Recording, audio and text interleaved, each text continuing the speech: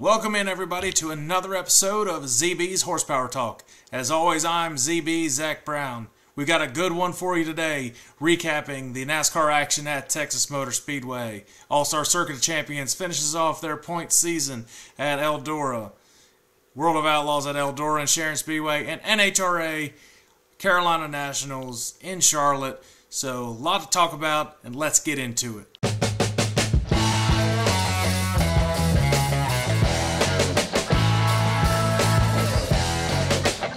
Alright, well, as always, we start off with NASCAR, the big event here at Texas Motor Speedway. So it looked like a driver, once again, there was a driver that was the fastest and does not get the win, and it seems to be the same driver a lot of times this year.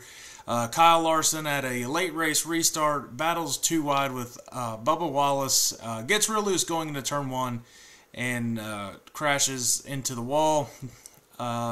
Just seems to be Kyle Larson's luck this year. It's not on his side.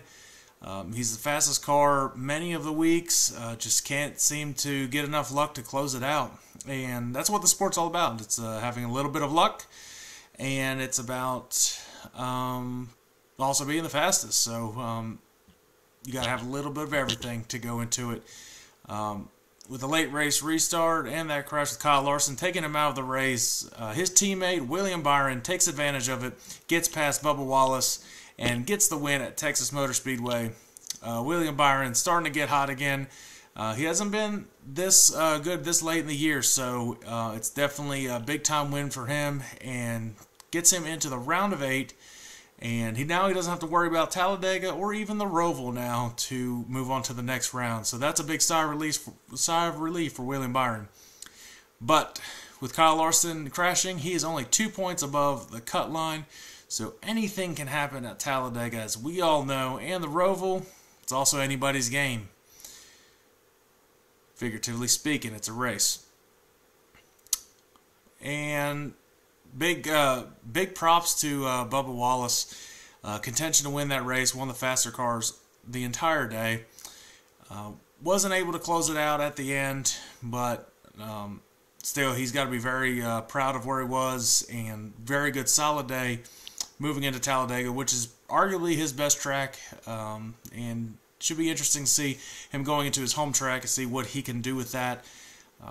Again, Talladega's so unpredictable, but he seems to find a way to get through the wrecks and find his way at the end of these races. So it'll be interesting to see what Talladega and its many question marks have for this weekend. So the top 5, William Byron, Ross Chastain, Bubba Wallace, Christopher Bell, and Denny Hamlin. So Denny Hamlin still getting another top 5. He is so consistent when it comes to the playoff run. Still has not found a way to get over the hump to get the championship. Obviously, he's trying to do that this year, so we'll see what happens. Talking about the Xfinity Series, no one's surprised. John Hunter Nemechek dominates all day, gets the win. But the storyline is I want to talk about real quick is Parker Kligerman. Parker Kligerman got second out of that race. Fantastic showing for him. I think it's definitely a fan favorite. Seeing him as a pit reporter for NBC and showing his personality, I think a lot of people seem to enjoy Parker Kligerman off the track and on the track. He's been a very good racer this year, and hopefully he can keep making a good playoff push and continue to battle for a championship. Big news out of the Xfinity Series this week. It was announced that Sammy Smith has been signed to Junior Motorsports after running for Joe Gibbs this year. He will take over for Josh Berry in the number 8 car, and it looks like he'll be sponsored by Pilot or the Flying J, whichever part of the country you're from. And I think it's a big-time signing. Sammy Smith's a young driver, and Junior's always looking for that young, talented drivers to propel them to the next level of their career. He's done that so many times. Josh Berry's not the youngest person, but he's done it with him most recently. He's done it with Tyler Reddick, Chase Elliott, Brad Keselowski. So this is what Junior's known for. I think it's a great signing. I think it's for both parties. It's great. I think moving forward, it'll be yeah, I think it's a big time win for Junior Motorsports. I think they got a good young driver, and it looks like he's real excited about it too. So definitely cool to see. And finishing off the NASCAR news, the Craftsman Truck Series, it's been announced that Kyle Busch Motorsports has been sold to Spire Motorsports. So all of KBM's trucks have been sold to Spire. So very interesting that happened. I figured Kyle Busch was going to hold on to that until at least Brexton was old enough to race him, but obviously there's probably behind the scene things that happened, made them need to sell it. So yeah, that's big news out of the Truck Series. Well, that pretty much does it for the NASCAR news. Let's touch on real quick about the High Limit series, Kyle Larson's High Limit series that raced at Lernerville on Tuesday night. Dale Earnhardt Jr. was in attendance. It was his first time experience a big-time dirt event like that, and he said it was incredible. And obviously it was Pennsylvania people show out big time any of their tracks. Lernerville's such a historic track as well. Great racing. That track was hella fast. New track record set by Brad Sweet. It was a great race, and the no wall off in turn 1 and 2 definitely played a big time factor. Larson and Brad Sweet were battling it out for the lead. Larson gets a little high on the cushion, goes over the track, and takes himself out of contention. Brad Sweet and David Gravel later battle on, and Brad Sweet makes the same mistake that Larson did and goes over the cushion. And David Gravel holds off Rico Abreu to get the win at Lernerville. So yeah, a couple outlaws invade and kind of take over that race. So definitely interesting. And moving into the National Open this week at Williams Grove, the outlaws will be in Pennsylvania for some time now. So definitely competitive couple of weeks for them. Touching on the All-Star Circuit of Champions at Eldora last week, they crowned an owner's champion.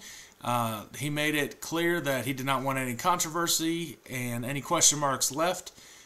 Zeb Wise wins the race on Saturday, wins the $10,000 race, wins the $80,000 owner's championship, and he has the driver's championship. Big year for Zeb Wise. Congrats to him and that entire organization, showing week in and week out how fast and consistent they were. Definitely would have liked to see what the drivers' championships would have been if Tyler Courtney was able to stay healthy for those races he missed. But going into possibly next year, but if they have an All-Star Circuit of Champions, it's kind of up in the air right now. If you haven't heard, the rumor is that the High Limit Racing is going to buy the All-Star Circuit of Champions. So not sure how that would all work and how everything would play out for that. But to be determined, definitely. And the World of Outlaws, they started off Eldora on Friday, and then they went into Sharon Speedway on Saturday. Brad Sweet wins at Eldora. He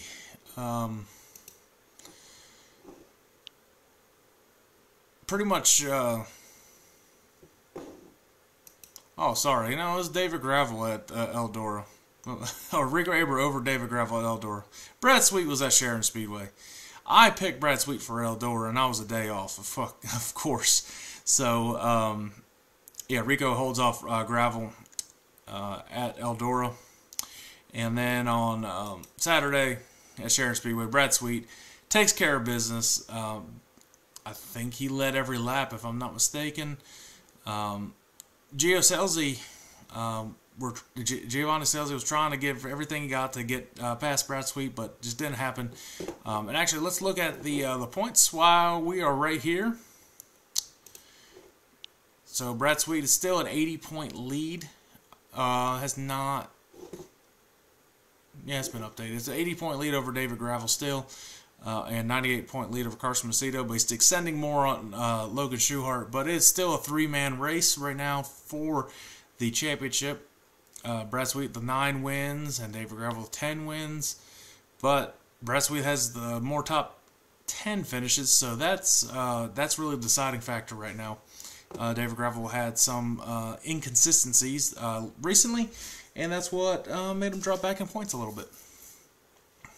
Let's touch on NHRA, Carolina Nationals at ZMAX in Charlotte. If you haven't seen it yet, the link's down below, and should be at one of the links up above this video as well to take you to it.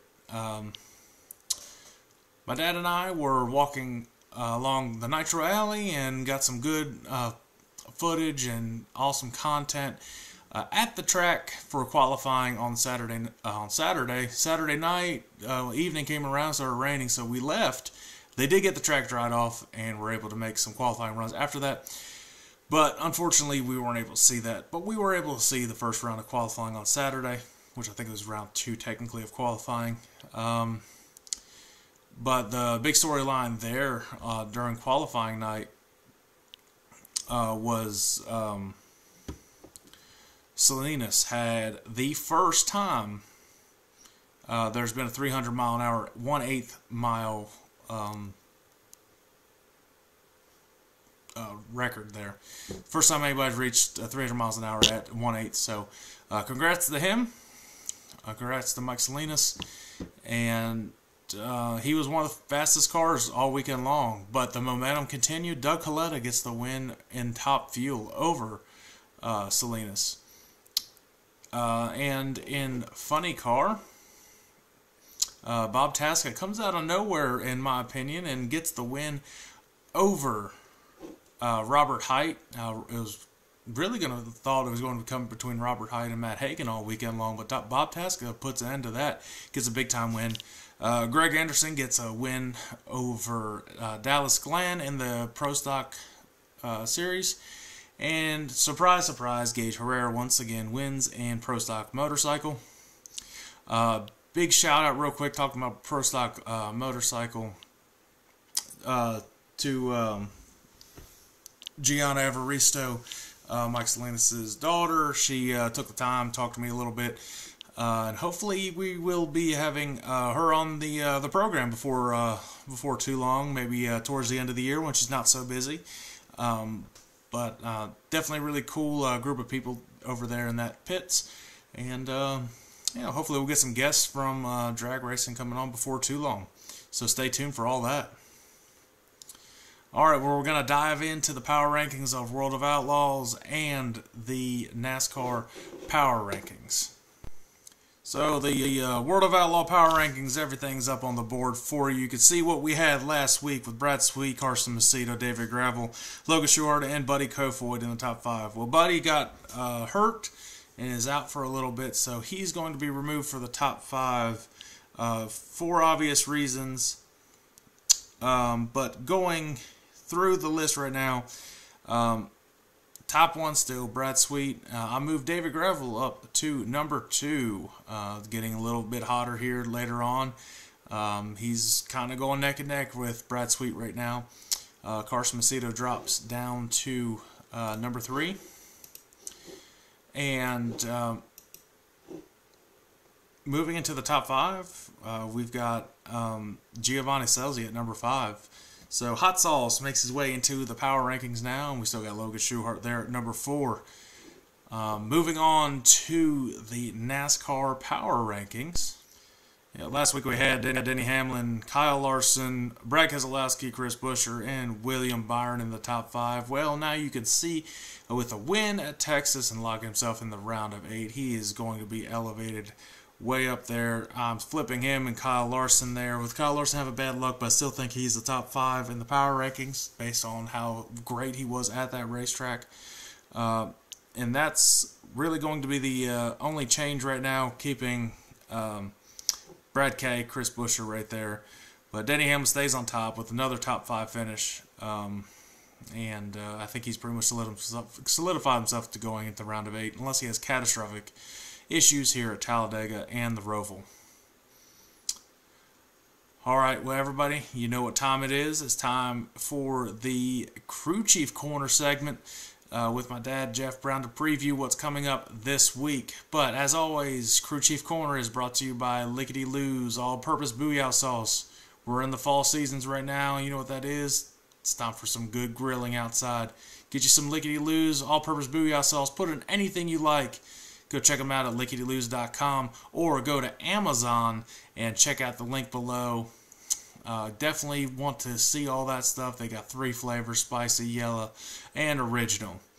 All right, let's welcome my dad, Jeff Brown, into another week of Crew Chief Corner.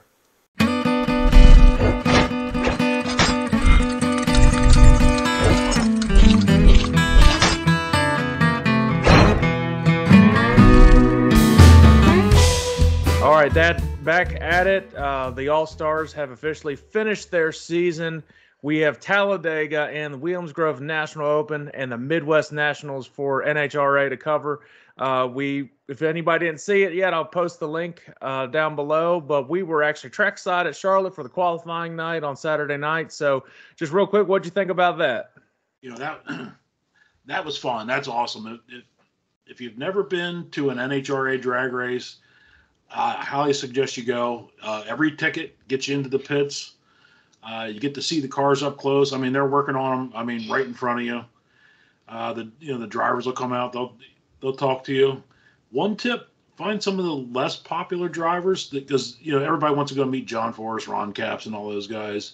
But there's a lot of drivers that that aren't the big teams. They'll come out and they'll spend 10, 15, 20 minutes talking to you. They want to talk about their car and everything else, and it's a good time. It's an awesome event, and just the sheer power of those Top Fuel cars, it's like nothing you'd ever seen. I don't know how anybody holds on to those things when they tramp on the gas.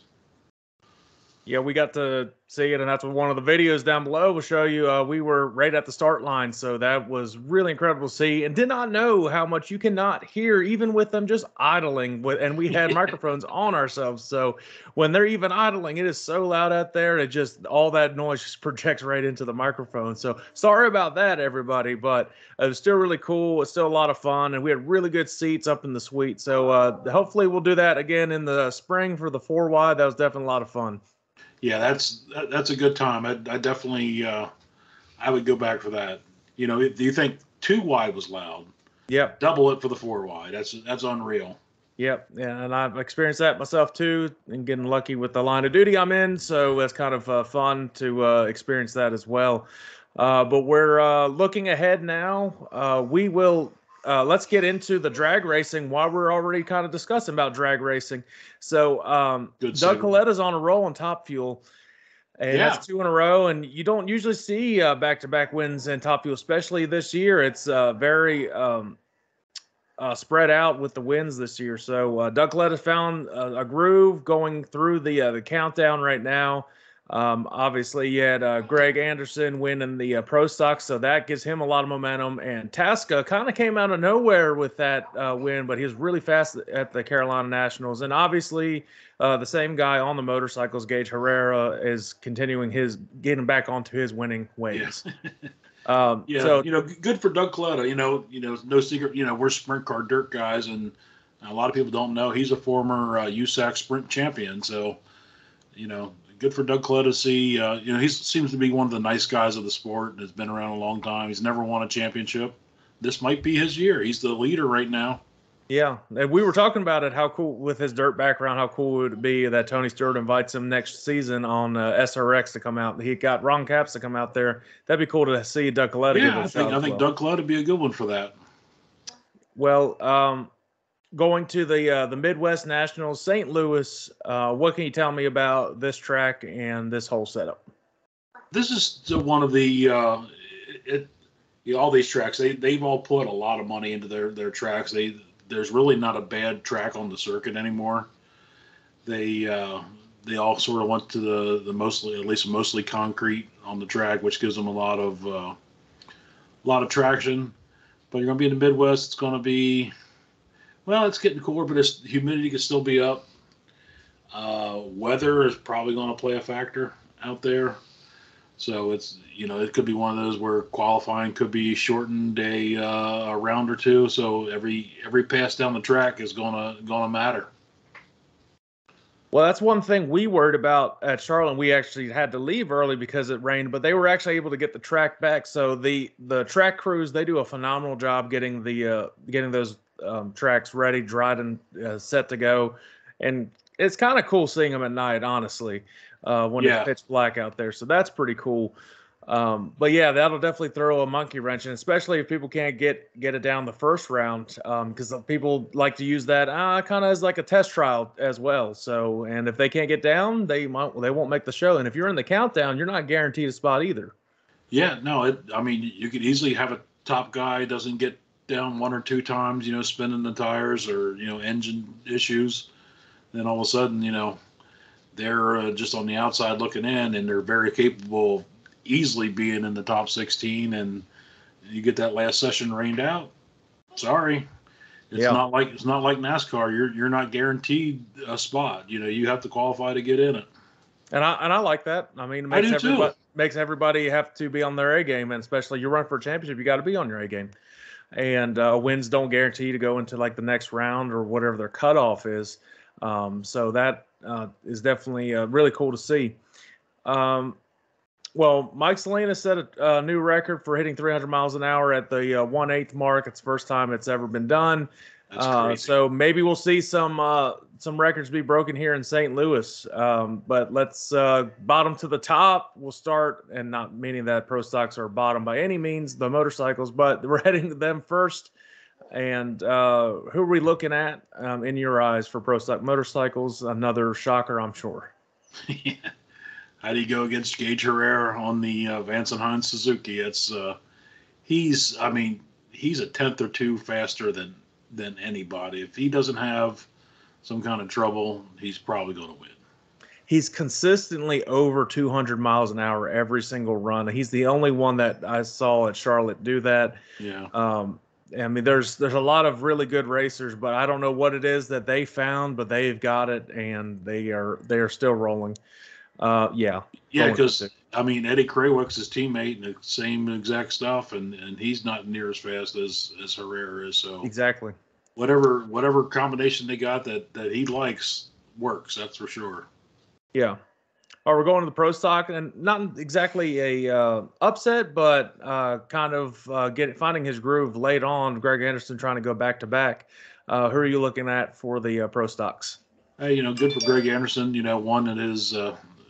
His shop's based out of Mooresville, North Carolina, so that's a home race for him. I'm going to go with, let's see, what is she, 4 or 5 time pro stock champion?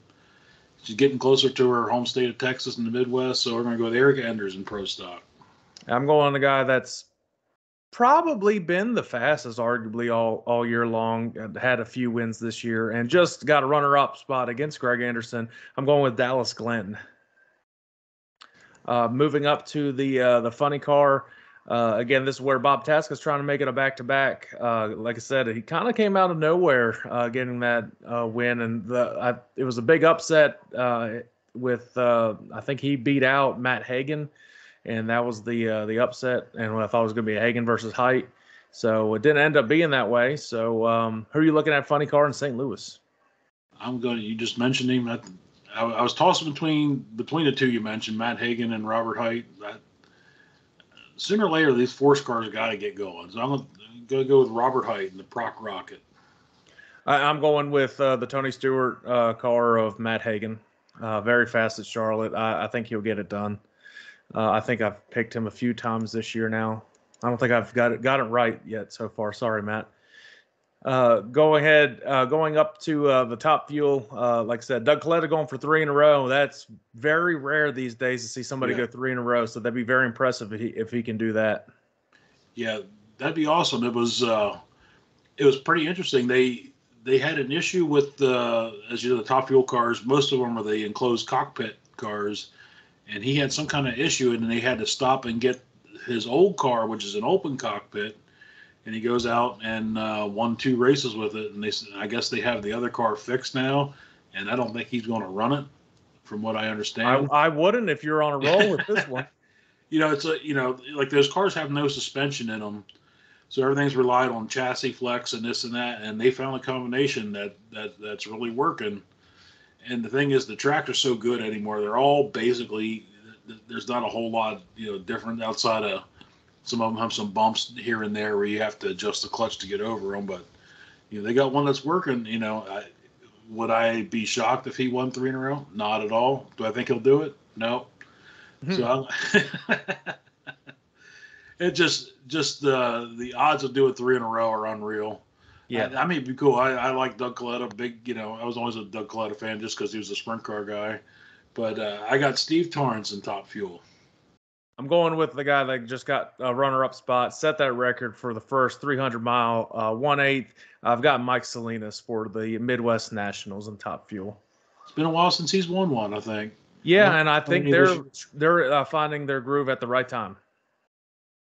Well, that does it for NHRA. Let's head into what you know best and what you've experienced probably the most out of any track, I would think. The Williams Grove National Open. That's the background I've got in case anybody was wondering if you could read. And I would say the biggest race in Pennsylvania and one of the biggest races in the entire country. Yeah, it's Williams Grove's a staple in the dirt tracking. It's been around forever. When you got to have guys like AJ Foyt, Mario have raced at Williams Grove, so has been around a long time.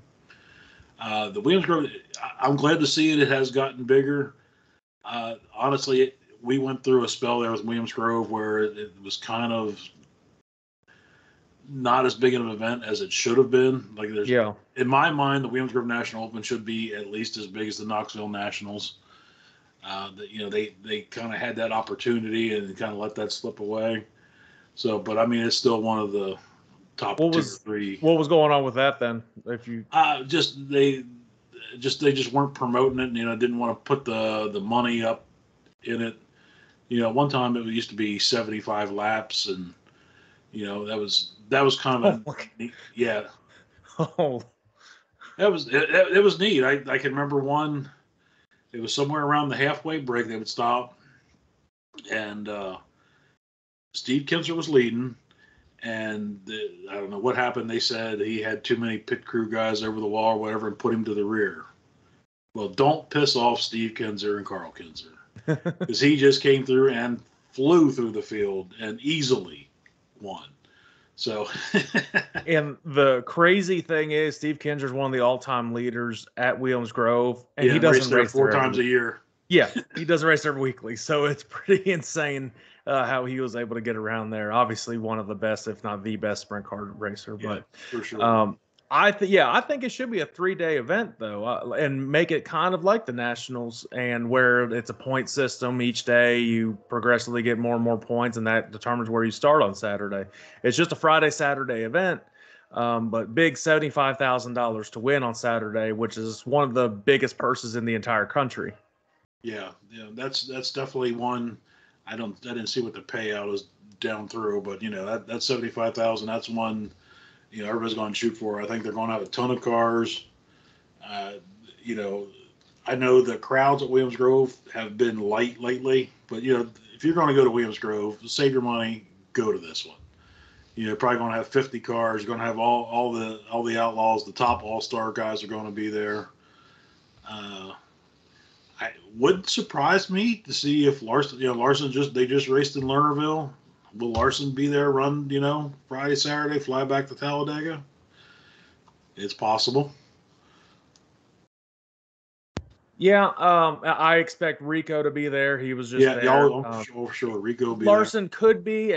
They race at Talladega. It's still an East Coast race. He's done it before, raced the National Open and raced at Talladega. His luck at Talladega is terrible anyways, so it doesn't really seem to matter.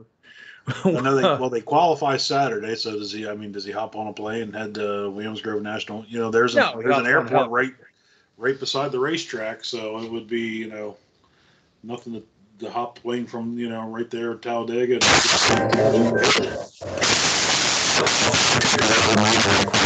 Your sound went out, Zach.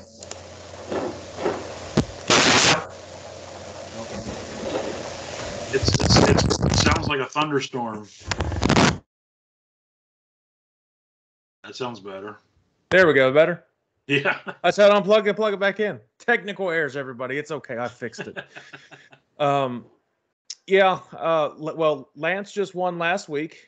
that was huge to get, and it was weird that 69K wasn't racing last week to kind of get an edge on everything, because that's really important. It's literally the tune-up for the Outlaws. They do that every year. For every race, the Outlaws come. They have a week before as the tune-up. So I mean, you can't count Lance out that track, and that's his first win at 39M. He's starting to figure it out. He's clearly not washed up, what some people speculate, which that's not really true.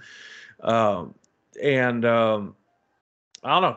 Might have found a new groove with that 39M, but it's massive. I'm going to assume there's probably going to be two 39M cars there. I could definitely see Justin Sanders is going to be racing as well. Why wouldn't you? I mean, they're both in area, and there's nothing else going on, so might as well. And you have if you're the owner, you have twice the chance to get the 75,000 then. Yeah, and as far as the Pennsylvania guys, Lance probably has. I'm not going to include Brett Marks necessarily with the Pennsylvania, the regular Pennsylvania guys. I'm going to say Lance probably has the best shot. We're going to. Darren Pittman's in the 69K, so it's a Pennsylvania car. We're going to consider him a Pennsylvania driver. He's any driver with Dad working on the car has got a good shot. So those two are probably the two best hopes for the National Open. It all comes down to you got to draw good, you got to time trial good, and you got to get the top two in your heat race to get into the dash. Outside of that, you're probably not going to win. Well, you can never count out Danny either. He just won the track championship as well, so definitely can't count out Double D. All right, well, let's get into Friday, Saturday night with our picks, and let's see who we've got to take the National Open. Friday night, I do have a Pennsylvania driver, not a Pennsylvania Posse driver. He won earlier there this year, Logan Schuchart. All right. I don't have a posse for either one of these, and I don't have actually a PA racer either. Friday night, I'm going with Brad Sweet. Just had an impressive run at Lernerville until he jumped the cushion just like Larson did. So if Larson's racing, don't count him out, but I'm just going to go with his brother-in-law as a safe bet right now. There you go. Going into Saturday night, this is the big race. This is for all the money and all the glory. Yep. So I'm going to stay on the East Coast. This guy's going to take all the money from Pennsylvania this week. Just won last night at Lernerville. David Gravel.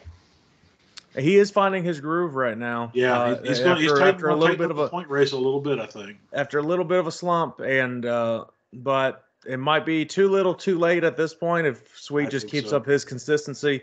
I'm going with a West Coast guy, and he's won a bunch of big races this year. Rico Abreu for the Williams Grove National Open, and that'll be a very popular win, regardless. That's not possible. He also won there earlier this year, so yes, and he's as good as anybody. Yeah, Rico's a fan favorite for everybody, so that's Yeah, that'll be definitely cool to see. So yeah, the Pennsylvania fans do not like the Outlaws.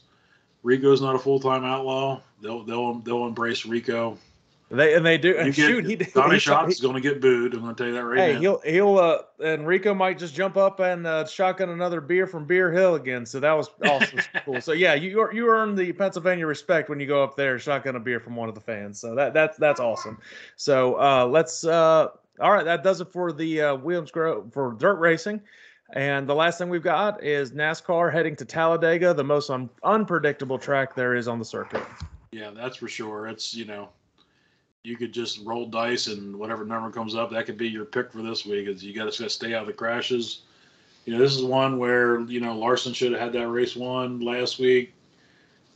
Talladega is he normally is fast, He will tell you. He's like, it doesn't matter. He needs to have a good finish. He would tell you it doesn't matter where I'm running. Somehow something will happen, and it's just his luck. It doesn't. It's crazy. I've never seen this run of bad luck because he's been racing a lot better on these big tracks like this. He just can't find a way to get a good finish, and he's desperate for a finish now. He's only 2 points ahead of the cut line. Yeah, he didn't. I think we were there last year, but I think he got like 4th or 5th last year. So he can do it. Yeah. I don't have him picking to win. Xfinity does not race there this year. It's just the truck. Xfinity does not race? Nope, it's just the Truck Series on Saturday and the Cup Series on Sunday. I was shocked because we went there last year, saw 2 races in 1 day. Yeah. So all those the trucks in Xfinity race last year, they were all good races and everything. Yeah, and the trucks didn't wreck every 5 seconds, so that was actually impressive too. But yeah, the Xfinity's off until the Roval, so the Truck Series and the Cup Series are up. So let's just dive right into it. Everybody knows what Talladega is, and nobody knows who could win. Yeah. So let's just throw out names and just pray that somebody doesn't wreck. Truck Series, who you got? I got Ben Rhodes. He's a very good. No real reason why. He's actually a very good. Yeah. Not restrictor play, but drafting. Super Speedway. Yeah, he's a good racer on those. I'm going with Corey Heim in this one. Okay. One of the championship contenders. Heading into Sunday, I don't know. I know who I'm not picking, so who are you going with? Well, out of the active drivers, nobody has more wins at Talladega than this guy. Hasn't won yet in the last couple of years. He's got to be due. He's been fast. Brad Keselowski. That's one person that you can almost guarantee he's going to find a way to get up through the field. He'll lay in the back for a while, and then all of a sudden he's just out of nowhere up front, and he gives the best pushes I've ever seen on these speedways. That's for sure. I'm going, and I predicted this driver out of the first round, and I was wrong. It's not a fan favorite, but I will give credit where credit's due. He's very good on these tracks. He finds a way to be up front throughout the entire race. He's got a win already at Talladega. He's the hometown driver for this one. I'm going with Bubba Wallace for Talladega. Yeah, he definitely Super Speedway fits his driving style, that's for sure. Definitely. Oh, and Mom's pick is the winner from last October, Chase Elliott. All right. And that will propel him to the next round for the championship points as well, if he can get that done for the Owners' Championship. Right. All right. Well, I think that wraps it up this week, Dad, on this segment. If anybody got questions, comment down below. Make sure you hit that subscribe, follow button whenever we post new episodes. And who knows, we might get some more content to go trackside. So we're going to go ahead and do that. So, all right. We'll see everybody next week. See you, Dad. All right. Bye, everybody.